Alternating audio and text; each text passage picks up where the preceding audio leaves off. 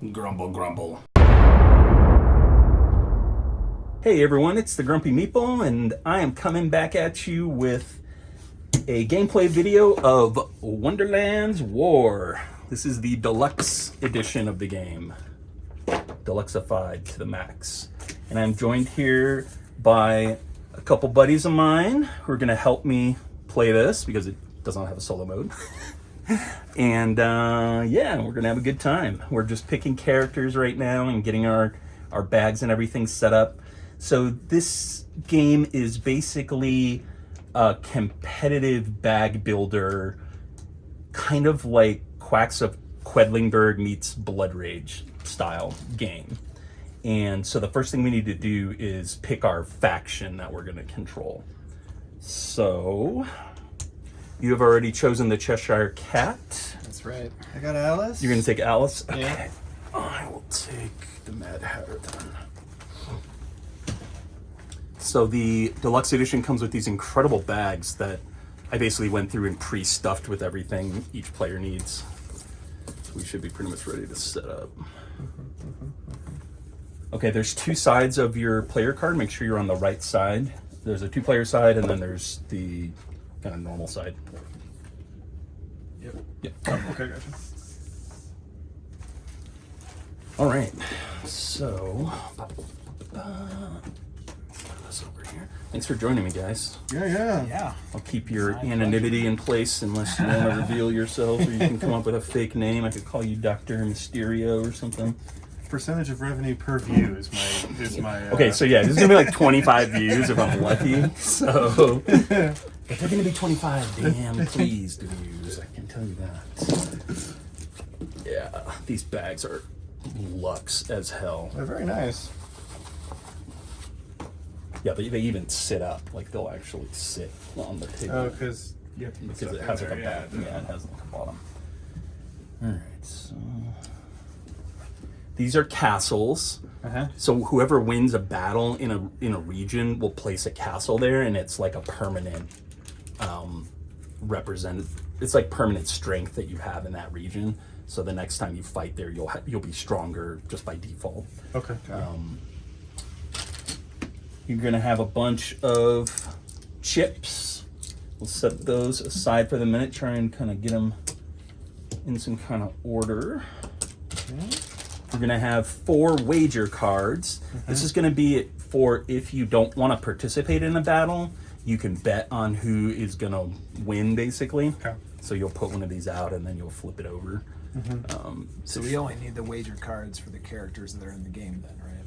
Right. So technically you could, yeah. Your hatter? Okay. Yeah, I mean, I'm just gonna keep the whole pile, but that's fine. You're gonna find a rule reference card, and then there are 2 cards that are explaining the allies that you can draft during the game. And so you'll only really need the A side because we're playing with the A. There's basically 4 different variants of the allies. Oh, I gotcha. We're playing with the A variant, which is the easiest one. Cool. So you could kind of set that other card aside too, I think. Let's see here. Yeah, this looks good. Okay. Got the allies. These are the Wonderlandians. They're special, kind of unique cards that you'll be able to draft depending on the spot that you land on, I think. There are quest cards over there. We'll talk about those as soon as I know that we need to. I'm not sure exactly how those enter the game. And then you've got your miniatures. That's your leader. And we've got a bag full of big chunky meeples. Set those aside. Those are like your army, basically. So like in Blood Rage, those would be like your basic guys that you guys haven't played Blood Rage, have you? I haven't. No. That's really embarrassing. That's really embarrassing to admit on camera. That's right. Are you all right?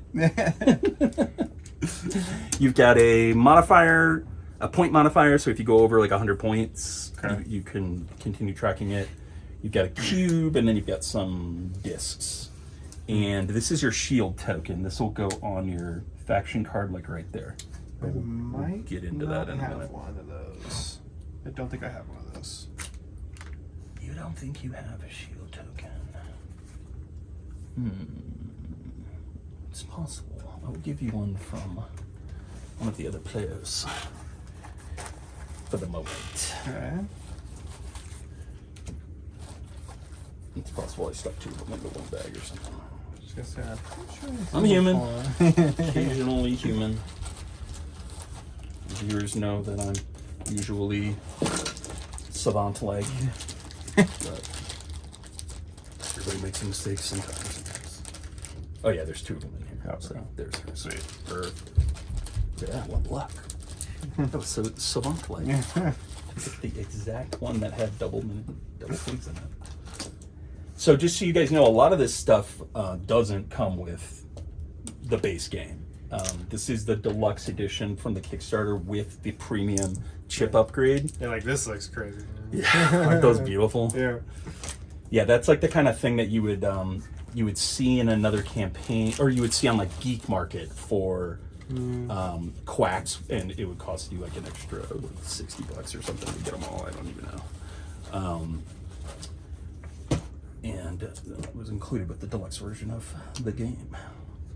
So basically, this game gets played out in 2 phases. I think there's 2, maybe 3. Technically, there's like a reset phase or something like that. Yeah, end of war phase. But basically, what we're going to be doing is we are going to be moving around the tea table, drafting cards, and the cards are going to have various effects. One of the effects that they might have is that they might have a number with a meeple at the top. That means that you can place some of your forces into a space when you draft that card. Some of them are going to have ally tokens represented, and so you're going to take those and you're going to put them into your bag. And these ally tokens all have special effects. Some of them are going to have different stuff that's going to like let you get rid of madness tokens, or makes you take madness tokens, or makes you roll this die that gives you madness. And we'll talk about madness as we kind of get into this. But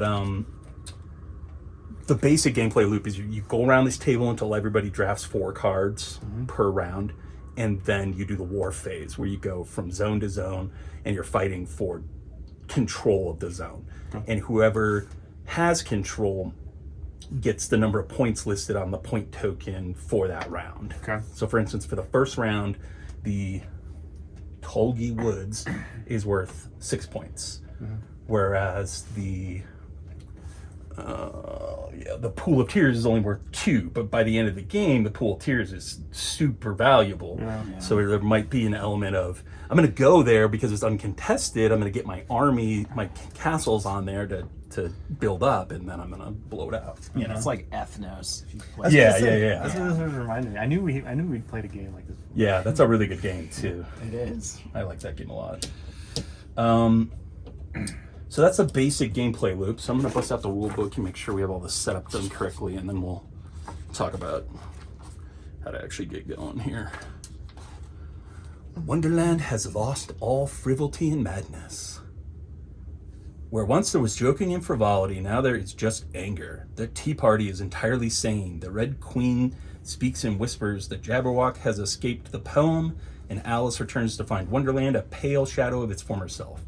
Each leader takes up arms to restore the Wonderland they loved. Some fight for eternal tea parties, some for the sake of fighting. Others wish to remove all the heads, and one wishes for nothing more than a return to the perfectly illogical Wonderland that was. I'm guessing that's you. Cat. Place the game board, shuffle the region scoring markers, choose one set of ally cards. Yep, we did that. Shuffle the Wonderlandian cards. We did that. Figure or chip. Place the matching Wonderlandian standees or chips. Place the Madness chips, shards, and shard die in the center of the tea party. That's these. These are Madness chips. These are the shards, and then these are 5 small shards, basically. Okay. and those are bad. They're basically negative points at the end of the game. So you don't want to get those. Shuffle the Tea Party decks, got that done. Round 1 deck, shuffle the quest cards, got that done. Starting battle standing in the red keep. So right now, this will determine kind of where battle starts when the battle zone happens or when the battle round happens. And then for the player setup, look at the size of this. I think it's huge. I kind of like it, but I kind of Yeah. it's a little unwieldy. Yeah. It's a bit much, maybe. Sure. I just realized recently, guys, that I can see I can control the camera on my I didn't actually my know phone, that and they could do that. That's really useful. Yeah. Everybody's got a faction board, 14 supporters, so that's the big custom meeples. 5 castles, 1 faction leader, that's the miniature, 4 faction starting ships. There should be a 1, a 1, a 1, and a 2. So you should have 3 1s and a 2. Yep. 6 faction artifact chips, which are the 3 value ones. I don't believe I gave those out yet. I guess I wasn't sure. Game quite yet. Look at this thing too. Look at this storage. Nice tray. Here's your artifact chips. Keep those separate from the other ones. Who are you? Cat. Oh, okay, yeah, this makes more sense. I was reading this and I don't have any of these. And I am the Hatter himself. Okay.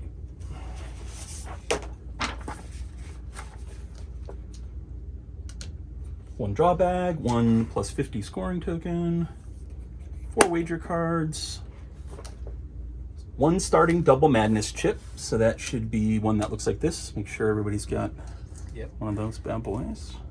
Just like, oh yeah, It's just got Madness, 2, yeah. Cannot tell what the hell is even on the camera here. My vision is getting just like worse and worse. It's a fucking disaster. 2 single madness chips, so that's these ones. Yep. 1 forge chip, so everybody gets a forge chip.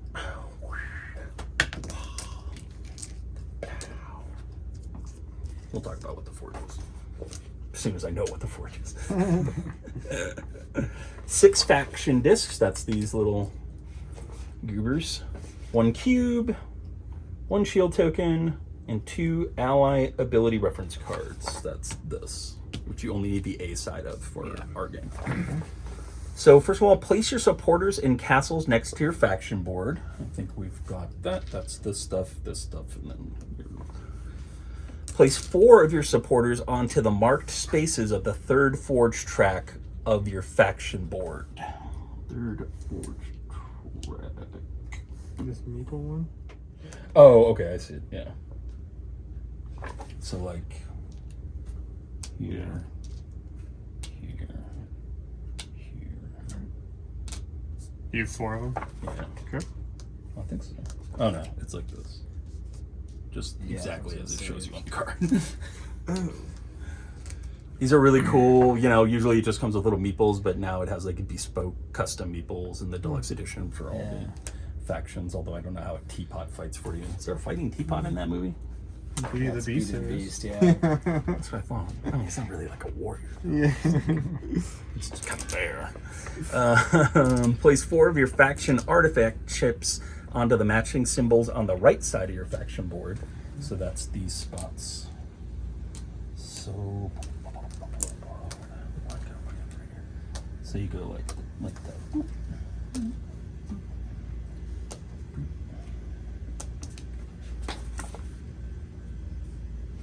Then place another disc on the 1 spot of your leader's strength. Oh wait.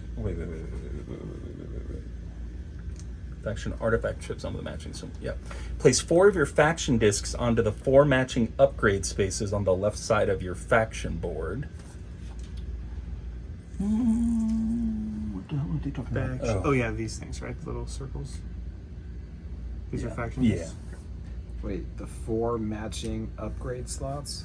That's these. These things, the arrows. Okay, Yeah. got it. Assuming You don't get the you represent that you have the upgrade by removing the chip. Blah, blah, blah, blah, blah. Then place another disc on the one spot of the leader strength tracker. So that's the amount of strength that your actual guy is worth in a battle, basically. Okay. So you can upgrade your character throughout the game, and that'll increase if you choose to increase that. Place your 4 faction starting chips. That's these. 2 faction artifact chips. That's the leftover artifact chips. 1 forge chip, 1 starting double madness chip, and 2 regular madness chips into your bag. Here we go. Oh yeah.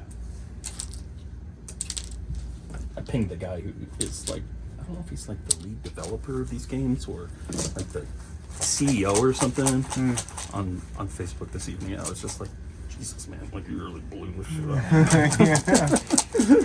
No expense, man. None spared, man. Look, these bags, they literally even stand up. Like they thought of everything. Incredible.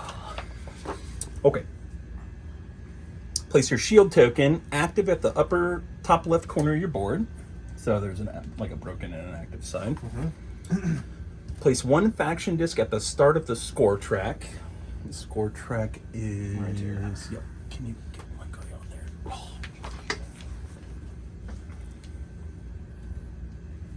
Place 1 faction cube at the start of the battle track. That's that track. So when we fight, that you'll move up and down that track, and that'll determine who wins. Okay. Draw 2 quest cards, choose 1 to keep, and place it face down next to your faction board. Shuffle the other back into the quest deck. So everybody gets 2, you keep 1.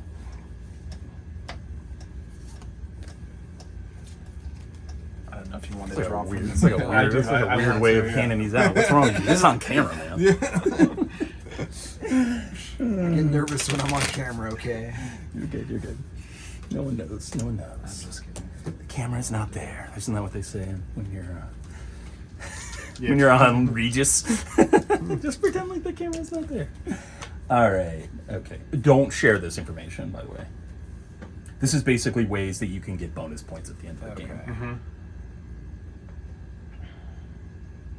Okay, I'm randomly picking one because I have no idea. Yeah, yeah. This first game will probably be pretty random. I'm just gonna take that one. Okay. Got a big table presence. Return any wager cards of factions not in play to the game box. We did that already. Find the ally ability reference for the chipset you're using. We already did that. We are using chipset A, which you can see is represented on the ally cards. So basically they get more powerful as you go up, or they have different abilities, so it lets you mix up the game, so it's not like always the same, because there's only 5 of these allies. But since there's 4 versions of them, there's really a lot of them. Place your leader onto the tea party board at the head of the table. So, does that say something? It says Yeah, head so- of table. Okay. The player who has most recently had tea is the first player. Oh, that's me. I had Thai iced tea today. What about you? Right. I don't drink tea. There you go. All right, your first player. saw Distribute the starting shards based on the chart below. So for 3 players, player 1 gets 3 shards. So you get 3 of these bad dewies. And they just keep them on right here. On your player board or something. Okay. You get 2 and I get 1.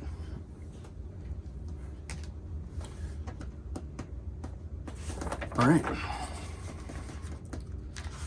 So, gameplay overview. I'm going to read this real quick so that we're all on the same page. Considering I did not do enough prep on this. I did watch like a 55-minute long gameplay, but I'm usually doing like 15 things when I watch one of those. So I'm not really paying attention. In Wonderland's War, each player takes on the role of a famous Wonderlandian leading a faction, blah, blah, blah. Game is played over 3 rounds, round 1, round 2, round 3. What did I do with the other decks? Oh, there they are. During each round, there's a Tea Party phase and a War phase. During the Tea Party phase, the characters rush around the Tea Party making preparations for battle.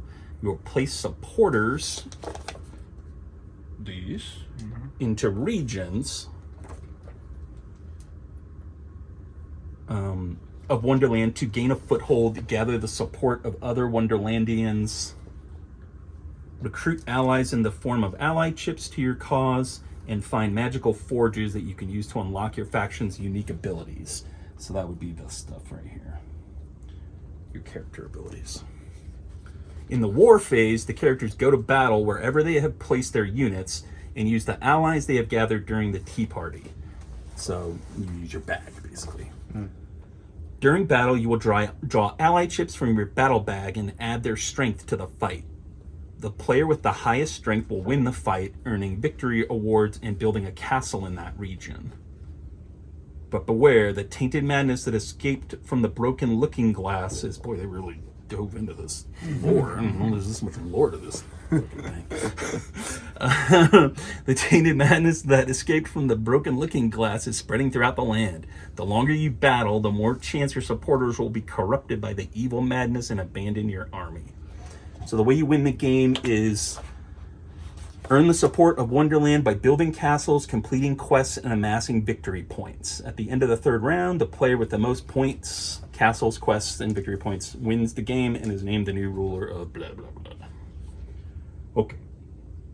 In the Tea Party phase, you have 2 main objectives. Place units into the regions where you would like to battle and gather allied ships and Wonderlandians to help you in your cause. So, setting the table, draw 1 card face up, player place their figure. Yeah, and so in the 2nd and 3rd rounds, the player with the lowest point total goes first. Keep the Tea Party cards that you select in front of you throughout the game to help remember which chips you have in your bag. Because some of them have chip symbols on them. Okay. All right, Tea Party turn. On your turn, if you have fewer than 4 cards from the current Tea Party, which we all do because we're just starting, move your leader... Wait a minute, I think I might have missed something. No, maybe it's later. Move your leader clockwise any number of spaces to an unoccupied plate with a card. So you like move them to here. Yep. And place any supporters gained, or take its rewards. So if you went here, you would get 2 of the Rose supporters, which looks like they have a strength of 2 each. So if you pull one of them out, you know, you're fighting, you pull a 1, you pull a madness token, so a bad thing, I pull a 2, I move up on that track, and then whoever at the end of that battle is at the top of the track wins that region. And place any supporters gained into a single region. So this card, for instance, gives you 2 supporters, and so you would take 2 of your custom meeples and you put them wherever you want to fight over, basically. If you reach the head of the table, you must stop temporarily to roll the shard die, which is that die right there. Take that amount of shards, which are bad, and then refill all the Tea Party cards on unoccupied spaces with no card or leader. So if nobody's at a space and there's no card there, then you pull from the deck and you refill. Then you continue your turn by moving to any open plate. You cannot pass the head of the table more than once per turn. So the idea is you maybe don't want to like blast. If you want to blast ahead to get a very specific card, you're paying a penalty in that you're going to have to come past the head of the table and roll that die. You're not going to be able to get that on the 2nd round. Yeah. Right. Venture into Wonderland. At the start of your turn, if you have 4 cards from the current Tea Party in front of you, place your leader into any of the 5 regions on the outside of the game board. When the last leader is placed, the Tea Party ends. So it's kind of asymmetric. You might draft, I don't know, faster than me, I guess. Yeah. Depending on where you land, or you might... Well, I guess we'll find out. End of the Tea Party. The Tea Party ends once all players have taken... We play real fast on the Grumpy Meeple, guys. I'm ready. It's not Board Game Co. They're a little filter here. Very little polish. Tea Party ends once all players have taken 4 Tea Party cards and placed their leader into a region. Due to exposure to the Mad Hatter's tea, all players gain 1 madness chip from the supply, placing it into their bag. So at the end of the Tea Party, once we put our guys out, we each get one of those bad chips and put it into your bag. Each player with the most shards, which is those those black gems that you picked up, each player with the most shards gains 1 additional madness chip to their bag, then discards half of their shards rounded up. So you basically take a penalty for having the shards, because some of the cards will like make you take a shard because they're so powerful, you know. Yeah. But at the end of the round, you get to get rid of them, and you just have to pay that penalty of adding madness tokens basically to your bag. Gains 1 additional madness chip, then discards half of their shards rounded up. For each of the above steps, if there are not enough madness chips remaining to evenly distribute amongst players, no player gains madness. If the players with the most shards do not gain madness, they do not discard half of their shards. Okay. All right, so now we got a bunch of iconography that we need to kind of dig into here. Units are the meeple symbol. Place the number of units shown in the top left corner into a single region. These will usually be supporters, but you can also place Wonderlandians if you've previously recruited them. So a Wonderlandian would be like that miniature there. Okay. He's like another leader that you can put out basically. If you have no supporters left in your supply, you may return a supporter or Wonderlandian you control from the board and place it into a different region. If the Tea Party card has 2 unit placement icons, 1 in the top left corner and 1 in the center, you may place each set of units into a different region. So some of these will have a second, Tea Party, so that just lets you split your guys up basically. Another symbol is going to be the ally chips that we talked about. Gain the indicated chip and place it into your bag. There is a weak and strong version of each ally chip, except forged chips, which are always weak. Make sure to take the ally chip of the matching strength. And yeah, we should have 1s and 3s out here right now. I think. Took care of that. Guess we'll see. There's still a bunch of chips left in here because there's just like a ton. I may have put the wrong ones out. We'll look in a minute here. Yeah, these are the weak ones.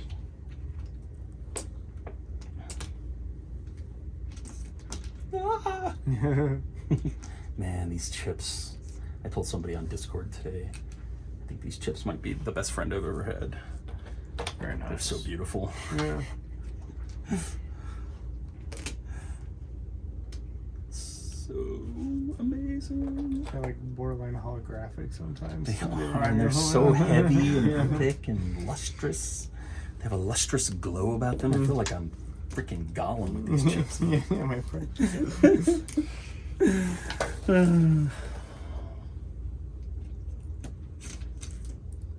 They are slippery though. Good God Almighty. No. No. What's happened to you? My beautiful piles. Alright. Whatever. Get on there. I'm actually gonna stop this video and then restart it. Oh man. Okay. Getting back at it.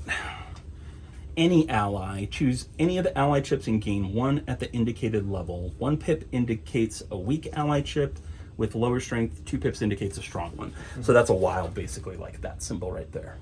That lets you take whoever you want. We'll talk about what the allies do here in a bit. The shard die, this icon appears in the top right corner of some cards, like that. Roll the shard die and gain that number of shards, placing them next to your faction board. So you basically, for some of your more powerful cards, they give you like multiple followers, or multiple allies to put into your bag, you're going to pay a penalty of rolling that die and taking madness. And then remember, at the end of the Tea Party phase, whoever has the most madness has to do something. Gain 1 additional madness chip to their bag. Yeah. So you kind of weaken your bag at the end of the round if you're the most crazy. Some of them will have a Wonderlandian symbol on them, which is a W. I believe there's one right there in front of you, sir. You get to choose one of the Wonderlandian cards and place it near your faction board. You keep this Wonderlandian for the rest of the game. There are 2 types of Wonderlandians. So those are kind of like the monsters, I think, in Blood Rage. You guys haven't played Blood Rage. What am I doing? Maybe your viewers have. So that's helpful. Well, like, again, there's only like 10 of them. But hey, the 10 of you, have you played Blood Rage? Wonderlandian figure cards are identified with a thumbnail, the figure standee in the bottom right corner. Like that one. We don't have standees, though. We blew it out with miniatures. Yeah. When you gain a Wonderlandian figure, you immediately place it into any region. So if you land on one of those, on the plate with a Wonderlandian card, and you decide to draft a Wonderlandian and you pick that guy, you get to put him out right away to get ready to battle. Okay. Chips. Wonderlandian chip cards are identified, blah, blah, blah. When this card is acquired, place the 2 item chips into your bag. After gaining a Wonderlandian card, draw a new Wonderlandian and add it to the market. So let's take a look at the Wonderlandians real quick and just talk about the power set here. So, grab these. First of all, you've got the March Hare. At the start of battle, each other player loses 1 strength for each leader or Wonderlandian they have in this region. And he has a strength of 2. That's really interesting because that kind of lets you dictate the flow of battle. You can like disincentivize people going to that spot, basically. We've got the Jesus fucking God, Alice, you're so weird. The Walrus monocle. When played, you may permanently discard this chip. If you do, search your bag for any chip and play it. So you're in the battle phase. You pull this chip. You throw it away, but you can get any chip you want. So you can get your most powerful chip out, or if you know you're in a losing battle and you don't want to waste a powerful chip, you could select a weak one. And then we've got the March Hare's Biscuit. When played, all opponents in the region gain 1 shard. So this allows you to make your opponents weaker. And then these have strength values on them, just like these guys do. So this is worth 1. These are worth 0 because they just kind of let you trade out. And then he's worth 2 strength. And then we've got our supporters here, our allies. I'm going to read these real quick. Ally reference card. Okay, so for the card soldiers, which are these guys. They look like cards, like playing cards. When played, return 1 exhausted chip to your bag or double this chip's strength. Okay, so if you used a chip in a previous round or something, a previous battle, and it was like your most powerful chip, you can put it back into your bag, or you can take the character himself, which is maybe worth 1 or 2 strength, depending on which one you get the draft, and you double his strength. The flamingos, double the strength of the next chip you place on your active track. Wait, sorry, what's your active track? This thing is at the top here. Oh. Maybe. So as you're... Yeah, so that's as you're playing them, you put them into the active track. So if you put one of these red rooks here, and then you played a flamingo, or the other way around, you could make it much, much stronger. Double the strength of the next chip you place on your active track. You've got the creatures. When this chip is exhausted, meaning you pull it out and you put it up here, I believe, or when you use it, we'll look at, exhausted chips, I see, okay. When this chip is exhausted, return it to the supply and gain the other value creature chip to your exhausted pool. So there's a 1 strength and a 5 strength of these guys. So these would get more powerful Every other battle. Every other battle later in the game, basically. The Red Rook is really strong, and you cannot be affected, and it cannot be affected by your other chip abilities. So if you had an ability to like weaken one of your guys or something like that, Or a flamingo. Right? And then you've got the Roses, gain 1 VP at end of battle, gain 2 VP when you forge this chip. And we'll talk about forging when I know what the hell forging is. Slay the Spire Talk? Yeah. Ooh.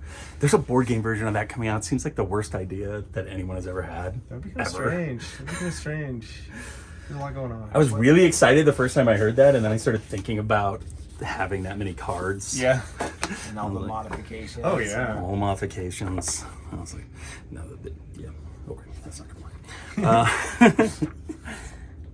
All right, so moving on, you've got faction ability cards, which show a symbol, which is like an arrow pointing up, basically the same symbol that's on your character sheet under these discs.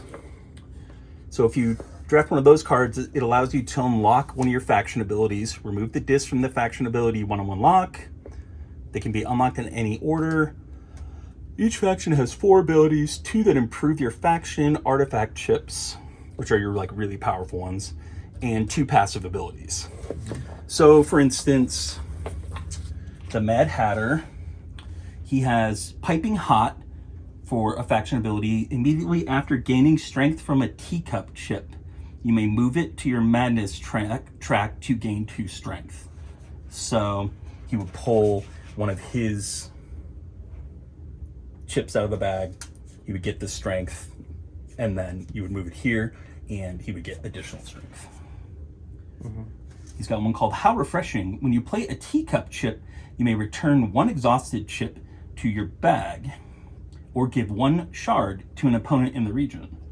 Okay, that seems good. He gets to like refresh his chips. We got It's Always Tea Time. At the end of the tea party, instead of placing the Hatter into a region, you may take any tea party card without moving and gain 1 shard. Oh wow, so you can get an extra card. Interesting. He gets a little crazier, but he can get a card. And then he has the Unbirthday Present. When you fill your Madness track, gain any strong chip. So strong chips are the ones with 2 dots on them, so I could get like a Red Rook, basically, if I wanted to. Okay, interesting. What do you guys get for your abilities? Looks like I have a mixture of playing my artifact. I get, I can move from an Unbroken Shield to a regular strong shield. Right. Yeah. It looks like I get free Wonderlandian statues as well. Nice. A combination of that. What do you got? Anything interesting? Read through You don't all have to of read through all of them. It's okay. Like, I'll give you one example. So Wicked Smile, if I draw a Smile chip, which is one of these, then I roll the shard die and gain strength equal to the shards to show. Oh, wow, that's really cool. These. Hell. Yeah. So there could be faction abilities that you unlock on the cards, like those ones in front of you there. You get a choice, basically, either a Wonderlandian or a faction ability. There could be discard shards, which is like a shard symbol with a strength or an X through it. So that means you get to get rid of some of this, because remember, these are bad at the end of each round. So that lets you get rid of some of those. You could get a castle. So let's see, I don't know if we have any of those out right now, but it basically would allow you to place an additional castle into a region, which castles give you 2 strength at the start of battle if you have units in that region. So a castle alone does nothing. Castle plus this is worth 3 strength, like right off the bat. So you're getting forward on the board. And then castles score victory points at the end of the game. So castles are also worth victory points. You might be able to increase your leader strength, which will look like a sword. Increase your leader strength by 1. If your leader strength is maxed out, you will instead get to discard a shard. So the board has this leader strength track, and it just represents how much raw damage your leader does in whatever zone he's in. You might be allowed to discard Madness, which would look like a Madness token, like one of these purple tokens with an X through it. So you get to search your bag for a Madness chip and discard it permanently. So you're strengthening your bag for the rest of the game. And there's a card that will let you potentially draw quests. That's this one. It kind of looks like the quest cards. So you could take another quest card and then discard. You can draw 2 quest cards and then discard any 1 quest from your hand. So that, it's kind of like in Ticket to Ride where you draft more routes or whatever, because these quest cards can be worth big points. Some T cards have a line through the middle separating the icons. When you gain one of these cards, you choose to gain the rewards from either the top or the bottom. You always gain the supporters shown, and you have to roll the shard die if the icon is on the card. And then cards with a gray background, like that one, are corrupted. Tea Party cards with a gray background and a shard die icon attached to a reward offer you 2 options. You can either roll the shard die and gain the shards rolled and the reward in addition to the other rewards on the card, or you can ignore the shard reward and only take the other rewards. So, for example, for this card right here, you can see you're going to get to place 2 of your followers. You're going to get a 1 strength ally of your choice, and then if you want to roll the shard die, you can. You'll take a little Madness, and then you can draft more quest cards. So it's kind of like a push your luck thing. Rolling the shard die in general is a little bit of like a push your luck mechanic, because you might roll, what does this have? It's got a bunch of 1s. It's got two sides with a 2 and 1 side with a 3. So you could really get screwed, or you could kind of get away scot-free.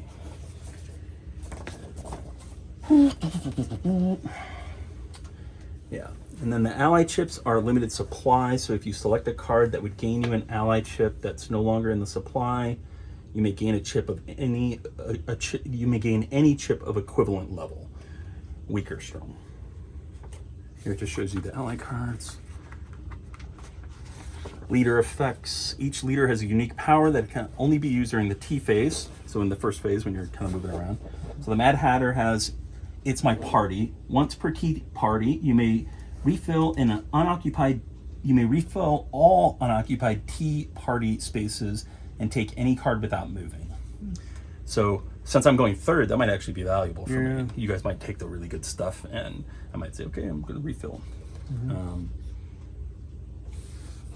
We've got Alice. Alice always moves counterclockwise around the table instead of clockwise when acquiring Tea Party cards. So you will actually go this way, and we'll be going that way. So you'll get first pick on the cards over there. Yeah. And then the Cheshire Cat. During the Tea Party, when you roll a 2 or 3 on the shard die, you may give one of the shards you gain to any player. Man, the Cheshire Cat is badass. I'm wanting to be, because I am like an agent of chaos, I'm wanting to be the Cheshire Cat. Okay.